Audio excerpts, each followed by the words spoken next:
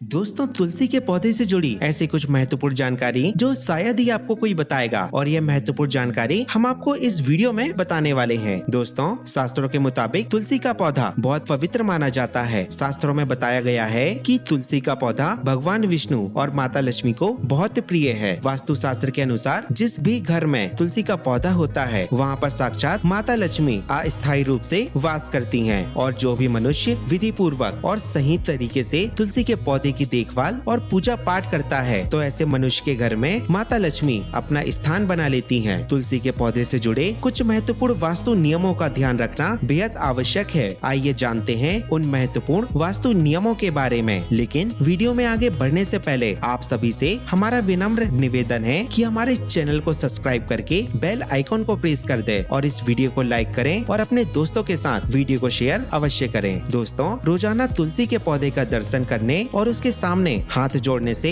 व्यक्ति के सभी पाप खत्म हो जाते हैं और इसके बाद मनुष्य में नई ऊर्जा का संचार होता है जो उसे जीवन में कामयाब बनाता है। दोस्तों, वास्तु शास्त्र के अनुसार अगर माता तुलसी की कृपा किसी इंसान के ऊपर हो जाए तो उसे राजा से रंग बना देती है। इसलिए जो भी माता लक्ष्मी की भक्ति भाव से पूजा पाठ करता है तो उसे उसका फल अवश्य मिलता है। इसलिए घर में तुलसी का पौधा जरूर लगाएं। दोस्तों, अगर आपके कारोबार में लगातार हानि होती हो तो ऐसे में आप बिल्कुल भी परेशान ना हो। आप नियमित रूप से तुलसी के पौधे में कच्चा दूध चढ़ाते रहें और इससे आपकी परेशानियों का अंत जल्द होगा, क्योंकि तुलसी माता अपने भक्तों को कभी भी कष्ट में नहीं देखती। दोस्तों, अगर आपके घर में पैसों की हमेशा समस्या बनी रहती है और आपकी जमा पूंजी भी खर्च होती रहती है तो ऐसे में तुलसी का पौधा घर में ले आएं और नियमित रूप से तुलसी के पौधे की पूजा करें। इससे आपके घर की आर्थिक स्थिति में सुधार आएगा। दोस्तों, वास्तु शास्त्र के अनुसार तुलसी के पौधे को उत्तर दिशा,